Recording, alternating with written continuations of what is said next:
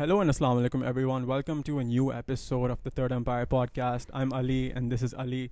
We're going to be talking about the second test match between Pakistan and the West Indies. Ali, what's up? How you doing? I'm doing well. How are you? What did you think of the series? I'm doing good. The series was really interesting. We spoke about last time being a perfect advertisement for test cricket. So I'm just going to ask you really quickly, what are some main differences that you saw between this team and the last team? It could be the same players, but just some main differences you saw within the mentality, for Uh, instance. I think there was more of a do or die mentality here because we were facing the series defeat, right? Like these guys knew that this was their last chance. It was a two-match test series, so they knew that they had to win this test. So one of the main differences you saw that in was the fielding. For example, if you remember the last test, there were a few easy missed catches, but in this test, there was some great fielding. For example, if you remember Shaheen's run out, I think that was amazing, and they just looked more intense in the field overall. What are your thoughts on Shaheen? Yeah, I mean the thing about Shaheen we need to get is he has been marked as our like future all-time great fast bowler, right? Like the spearhead. And I think we mentioned this before on the podcast, but he's such a young bowler. And in Test cricket, unlike ODIs and T20s, a lot of the bowling intelligence and where to bowl, how to bowl, and all that, it comes with experience. Experience in first. A lot of the great Test bowlers throughout the years have gotten tons of wickets in domestic cricket as well. But for Shaheen, that's not the case because he's so young. So we have to understand that he's only going to get better with time.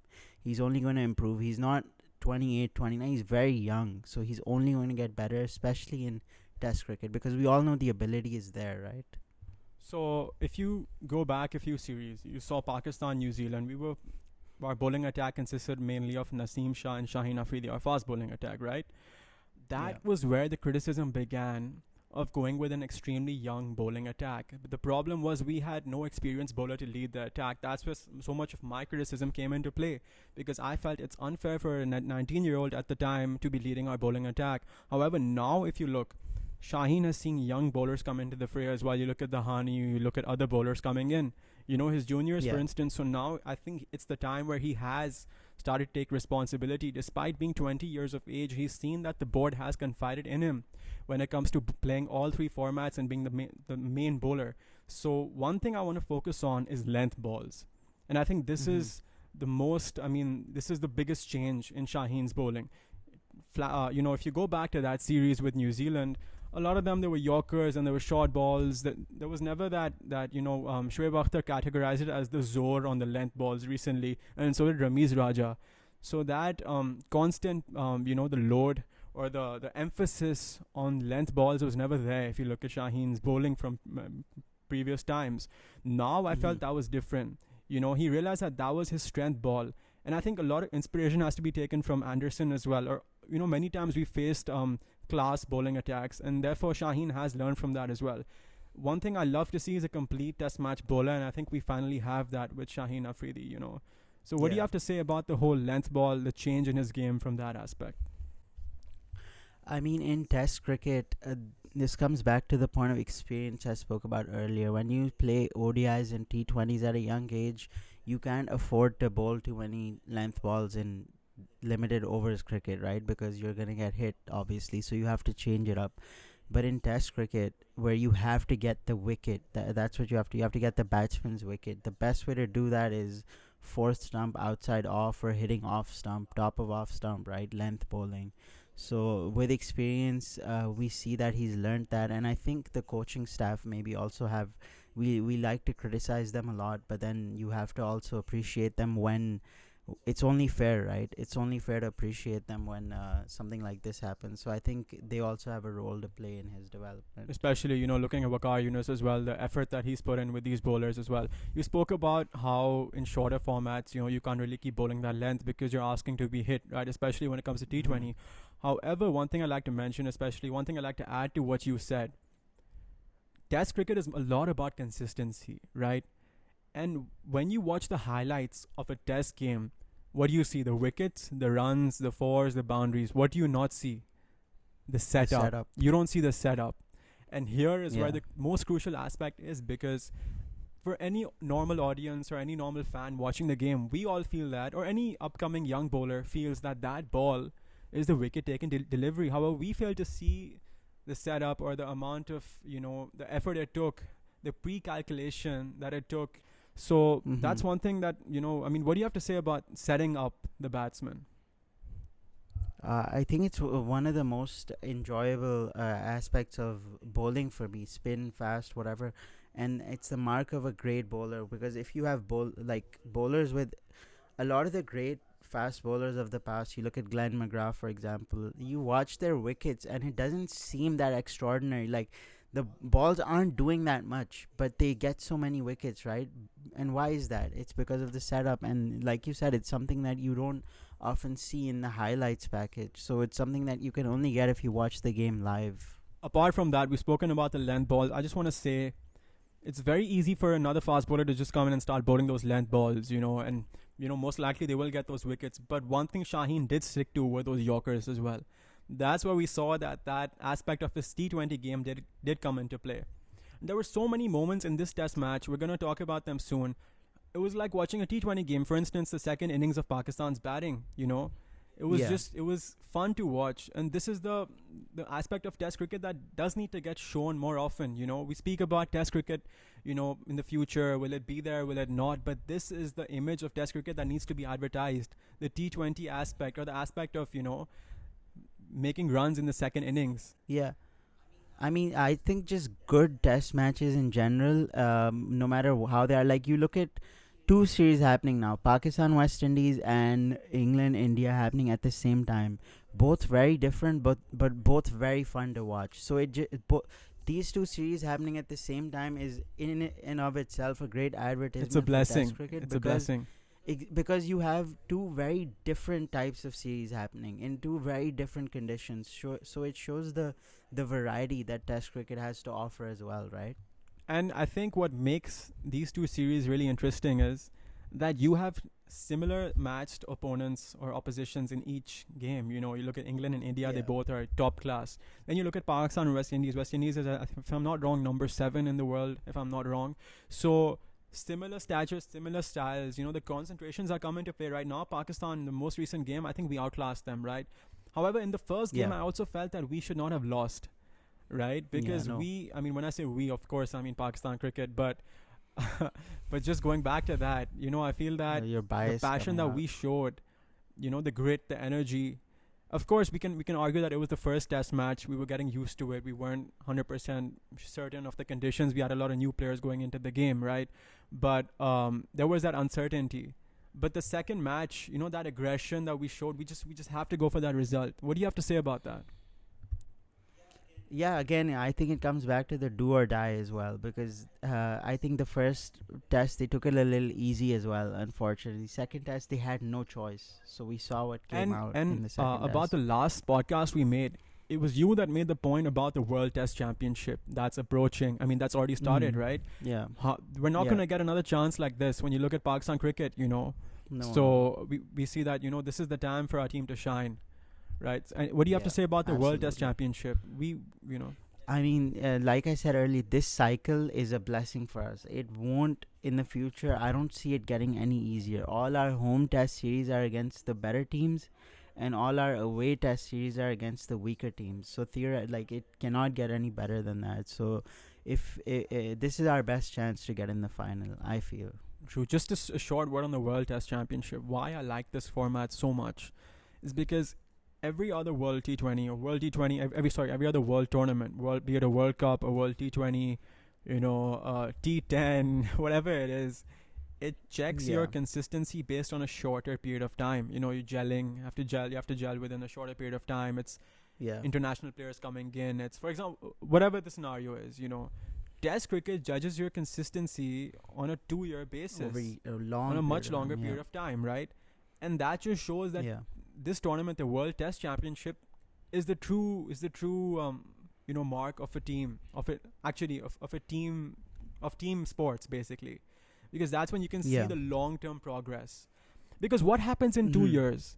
You're not just playing the same team all over. No, you're introducing youngsters as well. If you look at Pakistan, Yeah. unfortunately, I mean, I think that could be the case for Pakistan. But we've been playing the same top order for a long time, or the fulcrum, or the main part of our top order, which we will talk about. But if you look at teams like India, England, everyone's looking to introduce new players as well. So that's the beauty of it, because you're bringing in a new generation, and you're still adjusting, and you still know that the results are they're much needed. Yeah, absolutely. I agree with you. Like you said, any, not even just Test cricket. If you have any kind of tournament that spans more than, and most tournaments are what, a month max. But if you have any kind of league system, cricket isn't very like no isn't known for like these like long sort of league point systems. But if you have something like that, a cycle that's a year, 2 years, more than that, not only do you get to judge the main players of a team, you get to judge the entire talent and skill in the whole country, right? Because like you said, play over 2 years, players can get injured, players can go out of form, they might need replacing And from now with younger COVID, I players mean, and that's stuff pretty like much the that. scenario. Exactly. So I think it's a true judge of the bench strength and the overall talent and player development in a country, I feel. All right, we've spoken about Shaheen. We've spoken about the transition in both the test matches. We've spoken about the World Test Championship. I want to move on to a different Yeah. player now. I want to talk about Nauman. What are your thoughts on Nauman? Yeah. I think what he provides over Yasir, I was very positive about. Like obviously Yasir's not been that good recently, but overall I think Yasir, like I said in the last podcast, he can be a match winner, right? With Nauman, what I feel is if your fast bowlers are getting wickets, he is the ideal spinner that you want in your side, and the reason for that is he keeps it very tight, and he sort of forces the breakthrough. And unlike Yasir, his line and length, and that's just inherently because he's a finger spinner as well, right? But he provides a lot of control, and I think right now I would have him over Yasir because our fast bowlers are doing well. And a short word on Nauman as well. I was watching one of Ramiz Raja's videos. I think it was him. He spoke about how Nauman Ali has a lower arm angle as opposed to other off spinners. Yeah. And also, furthermore, he's very precise. You spoke about balancing the bowling attack by having a bowler like him. 100%, I agree. But so yeah, that's just those are my thoughts on Nauman. And going back to the previous podcast, I clearly mentioned Yasir Shah being a brilliant bowler does have the tendency to be expensive, as we've all seen. Going back to that point, if our side is a world class batting attack, which clearly we're not, we're gonna talk about the top order after this segment. But unless we're sure that our team, we're playing West Indies, the 7th best team in the world, if I'm not wrong, right, with their rankings. If we're not going to get 400 or 350 on the board, if we're not sure about that, it doesn't seem smart to me to take Yasir Shah, to take him over Nauman in this sense. We have bowlers like Sajid as well that have proven themselves. So we do have bowlers that are knocking on the door. However, I still feel, watching Ramiz Raja's most recent video on this test as well, I feel that Yasir Shah, if he's in our lineup, we can't have a stronger lineup without. If we don't have Yasir Shah, he literally makes your lineup strong. Having said that, we need to go with the appropriate players in the middle order. So we have to have Yasir Shah. I mean, we need him because he's, as you mentioned, he's a match winner. We don't have a lot of match winners in our test lineup right now. He's a match-winning bowler. So we need that, but we do need to balance that out. We need to take the risk out of that or reducing the risk by having quality batsmen, which we do have knocking on the doors. So, that was my final word on Yasir and Nauman. We'll combine that as a segment. Do you have anything else to add to Yasir Shah? I think not much. I just feel like with Yasir, you get that X factor, like you mentioned, but at the same time, you can't include him every game. Sometimes you have to look at the conditions, you have to look at your own batting lineup. What I'm going to say, like I said last time, is over the last 7 years, there's no one who's won as many games in Test cricket for Pakistan as Yasir. That we know. But if you don't need him, and if you're scared that he's going to leak too much, and if you don't have confidence in him, then I don't think it's worth playing him. You can play Nauman for the control and let your fast bowlers do the spear, like be the spearheads of what the I attack. what I love is that you just mentioned something that is so important going into the World Test Championship, and that was you don't have to play him every single game. That's the beauty of the World Test Championship. If you look at Ian Bishop's comments recently, he said Pakistan have found, I'm paraphrasing, but a match-winning bowler finally, and use him wisely, right? We've seen Shoaib Akhtar Yeah. say this, millions of times before. How a fast bowler has to be managed properly, the same way Yasir Shah. So these are our main bowlers.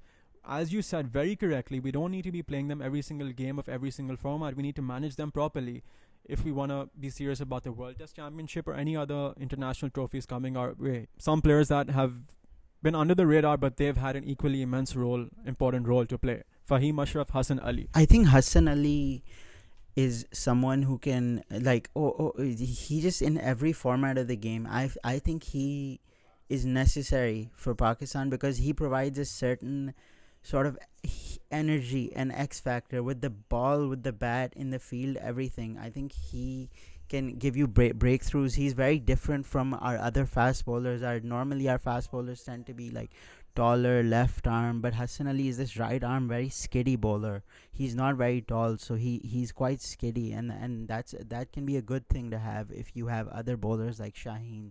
And as far as Faheem is concerned, I think Faheem in Test cricket, I think he's shown himself to be a very very useful Test player, especially with the ball, yes, but with the bat specifically. I think over the last year and a half, 2 years or so, he's just had this like dream phase in Test cricket with the bat, and I hope it continues. Ali, the most interesting part, and the part that I've been waiting to discuss with you. Can you guess what it is? Yeah. What We top discussed three? this the last podcast, but we briefly discussed it. Why? Because I felt that, okay, let's give them another chance. I mean, what do you have to say? Yeah. Let's go in order. What do you have to say, Azhar Ali? Let's just start with that. Azhar Ali, okay, so I think it was always a mistake to to remove him from the opening position. I don't know if it was his choice or the management or the captain. I don't know. I think he had a good run as an opener a few years ago, and for some reason he was just demoted to number three. So we just brought in new openers who could never do anything, and it was a waste of a slot. So I feel like he never should have come down to three. And I feel like Azhar has been a really good batsman for us for many years, but recently, for a while now, apart from that 100 that he got in England, which was a match saving 100, by the way, Brian Lara even posted about it. Besides that, he hasn't done much, and for a senior player, I think that's very worrying. His consistency is what we want from him, because he's not the type of person who has that aggressive play style, right? He's the type of person who's supposed to stay on the wicket and maybe not score like a lot of runs, but consume a lot of deliveries. That's his role in the side, but he hasn't been doing that in recent I times. completely agree with What do you, you think? and in fact, I would be perhaps a little bit more harsh, but I feel you've mentioned Yeah. his achievement, you've mentioned his track record. Uh, I feel he does have the potential, and I think everyone in our top order does have the potential, but that's not where I'm going from here. I'm talking about, just does he have the ability? There is, I mean, yeah, in Results. recent times, because currently when I look at Azhar Ali, I'm not going to talk about Abid Ali now because I sort of feel similarly towards that aspect. But when I look at Azhar Ali, he's a good batsman, he's solid, but I don't see that willingness or that risk taking ability in him that I saw in the Azhar Ali 2 years ago or 3 years ago. It's one thing to be a batsman willing to consume deliveries, but it's one thing to also be But you exactly have to not just score that, runs, but right? a thinking batsman. You know, you can be a Yeah. batsman that's willing to consume deliveries, but if you're not a thinking batsman, you're going to take what 50, 60 balls with 5 runs, 10 runs and get out. So that comes from a confidence. That comes from One thing. confidence. And I Yeah, think yeah, yeah. one, yeah, sure. Yeah. One thing I want. Yeah. Sorry. Go ahead. Finish your thing. Finish your One thing. thing we need My to bad. do, and we've been doing it, is we've been sticking with him. But maybe it could be changing his placement in the order. Maybe that could be the solution. So with Azhar, I want to say one thing. Azhar didn't become a batsman till he Good was point. around Yep. 18, 20 years old, right? He was a spinner. So Azhar isn't a natural batsman. and he's not a natural like talent like batsman who was a specialist. Most of these like specialist batsmen, they've been batting since they were 4 years old, 5 years old. 18 to start batting is an extremely late age. So Azhar, what he relies on is his temperament and his technique throughout his career, right? And his judgment, not his like natural ability. So what happens is, as you age, your reflexes and your hand-eye coordination, they deteriorate. So we need to keep in mind that Azhar isn't young. He's a guy who was never a natural batsman, who still had a good career because of his mentality and because of his concentration. But as you age, that stuff starts to decline. So when that start because of when the sad thing is that when it declines because of age, you can't get it back because you can't de-age, right? That's something that you just can't get back. It's natural human biology. It's just how it works. That's just how it is. And I don't think there's any shame in that. Most great batsmen, they retire around this age for a reason. You can't keep, otherwise great batsmen could keep playing till they were 40, 50. Of course there's exceptions, but there's a reason they retire, because all of that stuff does deteriorate and it is inevitable. So I think with Azhar, maybe we can, maybe that's something I mean, to I, keep I in understand mind. your point of view, but I I wouldn't disagree. I mean, I do understand it, but I would like to add something to that. You look at batsmen. Who was it? Misbah ul Haq, Ross Taylor, Yunus Khan. Yeah, Exceptions, right? exceptions. There's exceptions. What's the difference in them? You Yeah. even look at Mohammad Hafiz right now. What's the difference? The difference is adapting your Yeah. game to the demands of modern cricket. Forget modern cricket, just adapting adapting your game to your body. I mean, to the demands of your body now. I mean, your body is changing, Yeah. right? As you mentioned, your reflexes, for instance, being known as a LBW contender. Adaptability is the key word here. And I'm gonna ask you this openly. Do you feel Azhar Ali can still adapt? Because you mentioned that we should still have him, right? I mean, you briefly said that. Do you think that he I has the ability to adapt his game?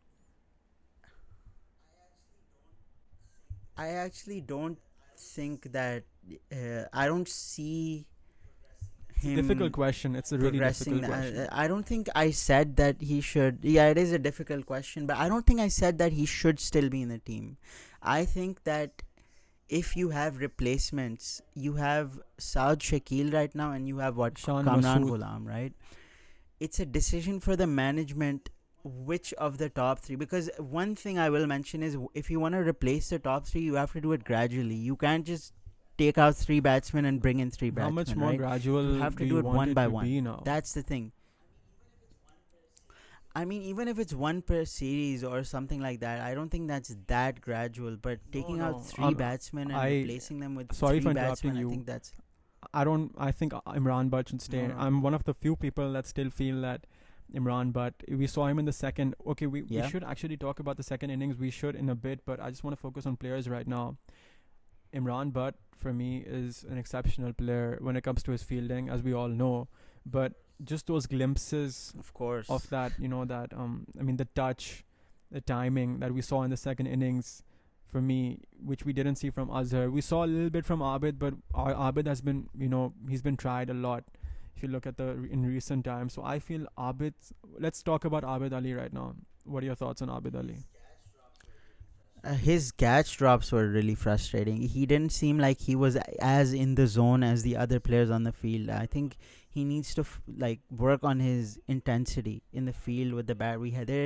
There are a few players, and I'm not embarrassed calling them out. Players like Sohaib Maksood, players like Abid Ali, these types of players in Pakistan who I feel lack the energy that's required in international cricket. That's something that can be worked on, though, but you can't just be zoned out. That's the whole point of Test cricket. Like, every single ball, you have to learn how to switch on in the I field, love that you back, said wherever. that these things can be worked So on, yeah, because that's how I think about it as well. I mean, when we're talking about a player, I mean, I think this is the first time we've actually gone into detail about techniques and spoken about players in Test cricket.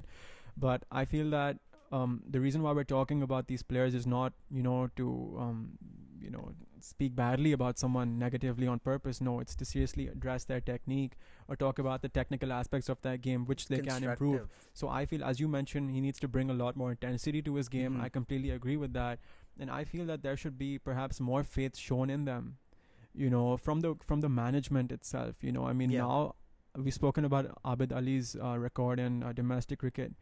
He is equal to a senior player for me. In my eyes, he's equal to a senior player in our batting lineup. So he should own that position. Because as we spoke about before, our batsmen, I mean there is sort of, there's for example, we spoke about Azhar Ali batting, at number 3. I mean, there is that they should own whatever position they're given. I mean, Abid Ali is a natural opener, as we've spoken, but he should own that spot and not allow anyone to even have the thought of taking it away from him. Right now, when I look at batsmen like that, I feel that they're looking at their position, which is sad. But of course, there's so many people knocking on the door. What else do? You have to look at your position. You have to look at your score. So it's a very fine line, and that very few people manage to perfect.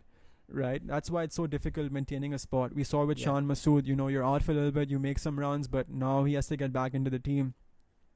So I mean, I mean, that was my thought about Abid Ali. Do you have anything to add to that?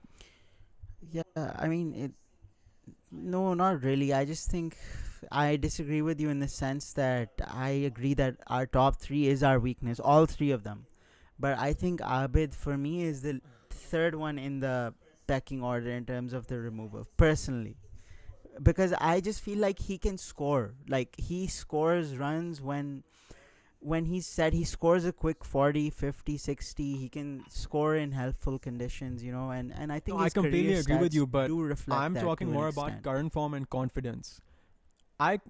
All our players are talented. Let me. I hope that's not the point that got misunderstood. I mean, all our players are talented, but current form based on current confidence. I mean, you don't pick a player based on his, past or long history. No, you pick a player based on their current past, right? The current recent form. If they're in a purple patch, why? Because you want them to get the best out of the team.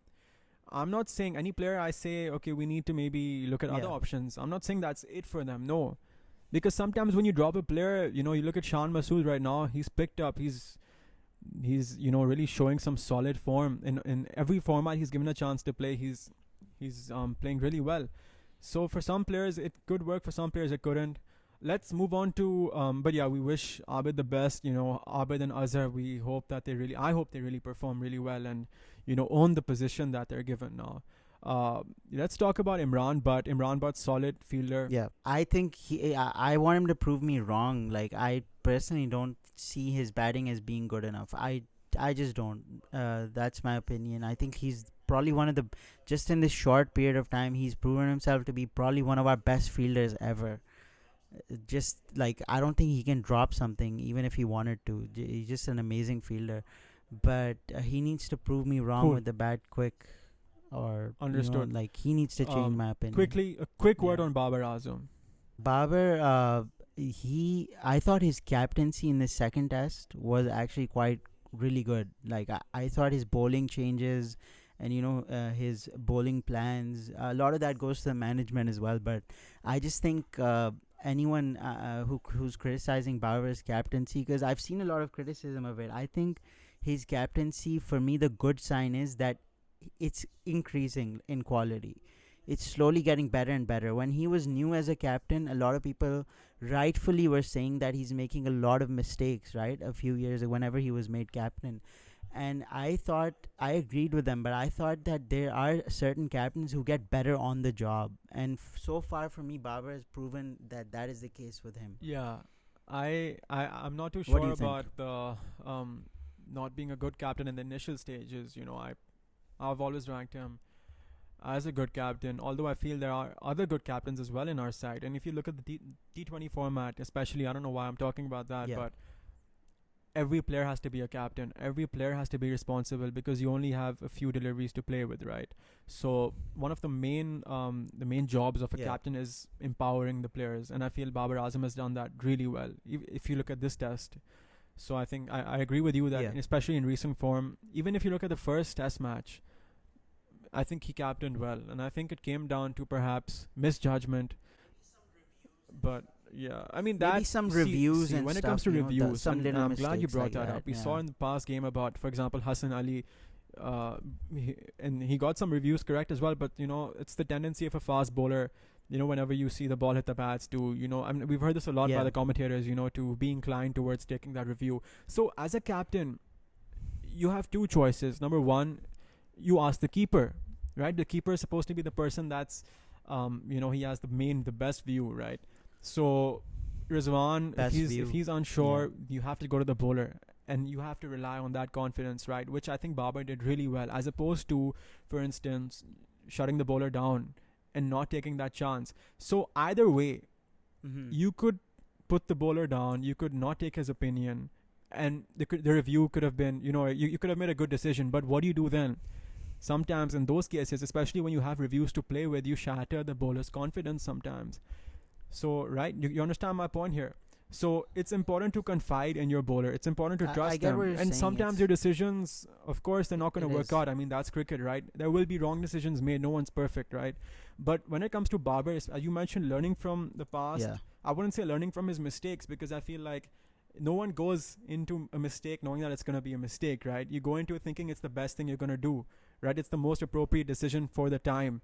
So learning Yeah. from the past, I mean, I agree with you on that. Babar has learned, and I wish him the best for the future. I think he's a good test captain. Yeah, I agree with you. I think he's good. I think he's a good all format captain actually. I think, and like I said, I think it's getting better. But just with the reviews, I think it is a fine line though, because fast bowlers, they're gonna appeal for anything. They're like that. They wanna review everything, but sometimes it's very obvious that it's not out. So in that case, I think the captain does have to show a little bit of maybe like, like strength, and like he needs to overrule the bowler, because at the end of the day, that's the job of the captain, to keep the checks and balances and keep everything running and keep everyone in order, because otherwise everything would be reviewed. And people have actually been requesting me to talk about this on private. They've been saying, Ali, can you talk about this? What? So, Ali, I want to know your thoughts on Fawad Alam. On yeah, of course. With Fawad, I feel like it's sort of a great story, but it's also a little bit tragic, right? Because what could you get? It's a story of what if. What if he was in the team all these years in the middle order? What would his career look like then? But then you could make the same argument that maybe if because he wasn't in the team, that's what really lit the fire in his belly to perform, right? So you can't really say in hindsight. So just like I said, it's a career of what ifs, but I think just, you can't say. In hindsight, you can't really say anything. So just what matters is he's scoring now, and he's scoring important runs, and he's sort of very one of the most likable Pakistani players of all time. If you look at his attitude off the field, I don't think I saw him complain a single time, and I don't know another human being who would not score as many domestic runs as he did, still not be picked for so many years, and still not lose that fire to perform. And Abid I Ali. remember his Twitter bio for years, it was something like something about being a father and a dreamer who still dreams to play for Pakistan, right? So I think that's a very like beautiful thing. Yeah, you just What do you mentioned think? about, you don't know many people that, have not been selected and still keep performing. Abid Ali is one of them. The difference is, Yeah. Fawad Alam was proving it on an international stage and still not being, chosen. So that's, I think, the difference there. There's so many players in our domestic that have been performing and that deserve so much credit, but just haven't been selected. So a lot Yeah. of credit goes to Misbah al Haq here, right? A lot of credit goes to him for finally selecting him. That's Yeah, pretty but much, then yeah. one last thing, Sure. Misbah, it was Misbah's captaincy all those years when he also didn't get selected. Very, right? very good point. So if you're gonna credit him for selecting him now, you have to criticize him for not selecting him for all those years, right? I think that's only fair. Too good, man. Too good. This is one of those times where I feel like, wow, man. I feel like I'm talking to a really big analyst right now. I would never have thought of that. Wow. I think That's a it's good obvious, analysis. man. And Misbah, That's not to say that it's only Misbah's fault. There's been so many chief selectors there's been other captains before Misbah as well. When Fawad was playing, there's been even captains after Misbah. But Fawad only recently got selected, so it's not just his fault, but he is partly to blame there. So, bravery, precision. What else do you see? Clarity in Fawad Alam's game. Absolutely, bravery absolutely. being the most important one of them, because he's been through so Grit. much. He doesn't grit, Yeah. right? He has been through so much. He doesn't. If you compare him, let's just make a slight comparison: Imran Butt and Fawad Alam. There'll be times when Fawad Alam is not performing, but why does he have that higher chance to succeed? Is because he's been through so much. He knows the side of not being selected. He knows. So does probably Imran, but through some. I mean, that's how, for instance, for me, not just in cricket, but you can't compare people.